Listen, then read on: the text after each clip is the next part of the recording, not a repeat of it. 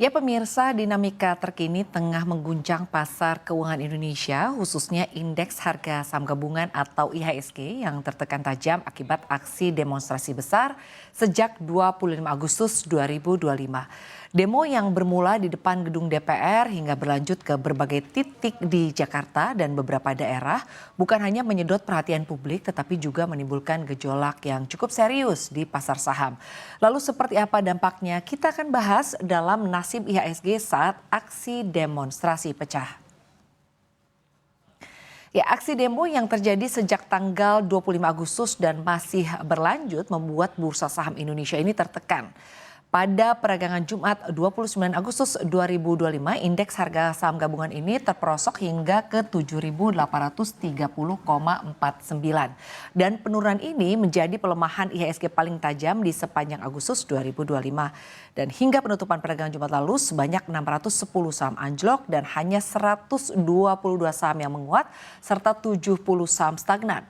Total transaksi saham hingga penutupan peragangan di hari Jumat terpantau mencapai 22,7 triliun rupiah dan imbas demo berkepanjangan ini akhirnya membuat IHSG ambruk usai menguat 2 hari berturut-turut ketika sedang terjadi demo pada hari sebelumnya. Namun IHSG ini tidak merah sendirian ya. Beberapa bursa Asia lainnya juga terpantau melemah mulai dari Nikkei 225 Jepang, Nifty 50 India dan juga SSX 200 Australia. Namun kejatuhan bursa Asia lainnya ini tidak sedalam IHSG pemirsa.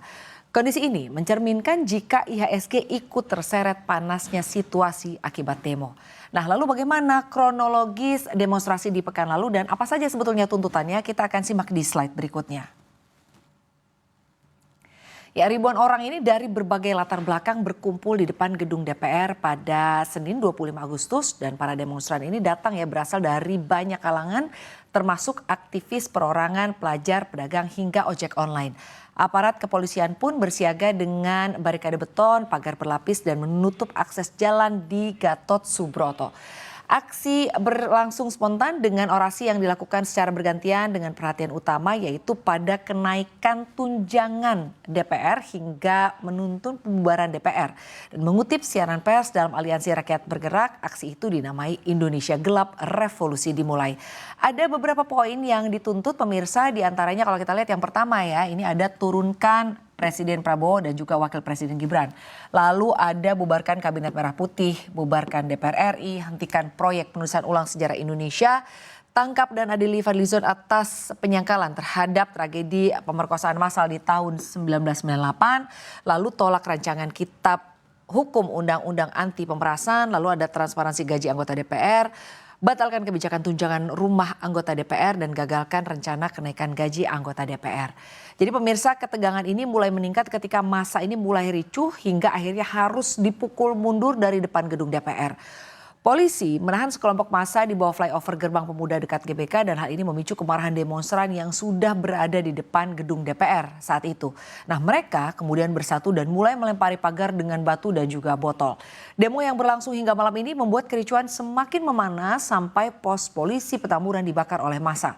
Polisi kemudian kembali memukul mundur massa hingga ke arah KS Tubun dan juga Palmerah Utara. Demonstrasi ini tidak berhenti di situ saja pemirsa ya. Pada Kamis 28 Agustus demo juga kembali berlanjut. Nah, seperti apa detailnya kita akan bahas di slide berikutnya. Ya, aksi demonstrasi berlanjut pada Kamis 28 Agustus namun kali ini berbeda dengan sebelumnya. Demonstrasi ini didorong oleh buruh dari berbagai serikat pekerja pemirsa. Mereka berkumpul di depan gedung DPR MPR dan aksi demonstrasi dipimpin langsung oleh Ketua Umum Partai Buruh Said Iqbal dengan tuntutan terkait kebijakan ketenagakerjaan terutama terkait outsourcing dan upah minimum buruh. 6 tuntutan utama disuarakan antara lain penghapusan sistem pekerja alih daya, kenaikan upah minimum 2026 hingga 10,5%, penghentian PHK massal, reformasi pajak hingga pengesahan RUU Ketenagakerjaan sesuai dengan putusan MK pemirsa. Nah, situasinya saat itu nih kian memburuk bahkan sampai dengan malam hari. Terutama di kawasan Pejompongan, ini sebuah kendaraan taktis atau rantis Brimob yang dikerahkan untuk membubarkan massa justru menabrak seorang pengemudi ojek online yang bernama Afan Kurniawan. Video viral di media sosial menunjukkan rantis ini melaju kencang, kemudian menabrak korban, sempat berhenti pemirsa saat itu, namun kemudian kembali melaju sehingga melindas tubuh dari Afan Kurniawan. Korban dilarikan ke RSCM namun nyawanya sayang sekali tidak tertolong dan insiden ini memicu kepanikan sekaligus kemarahan massa hingga bentrokan kian meluas. Massa pun bergerak menuju markas Komando Brimob di daerah Kuitang, Jakarta Pusat dan massa saat itu pemirsa sampai melakukan pembakaran di depan markas Brimob hingga beberapa mobil yang terparkir pun ikut menjadi sasaran amukan dan akhirnya hangus dibakar oleh massa.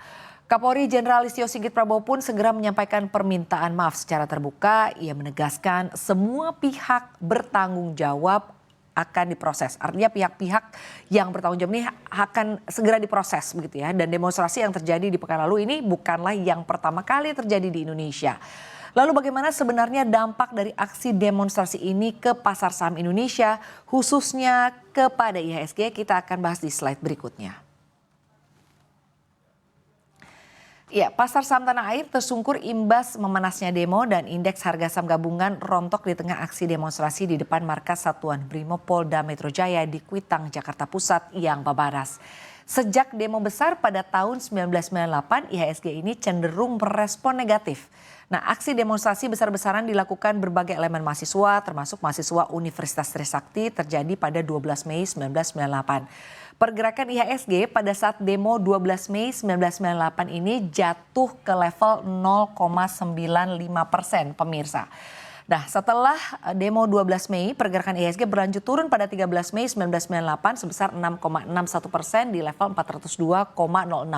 Nah, sebagai catatan pada 12 Mei 1998, 4 mahasiswa Trisakti tewas saat berdemonstrasi menuntut Presiden Soeharto untuk turun dari jabatannya. Dan peristiwa ini dikenal sebagai tragedi Trisakti dan setiap tahunnya selalu diperingati.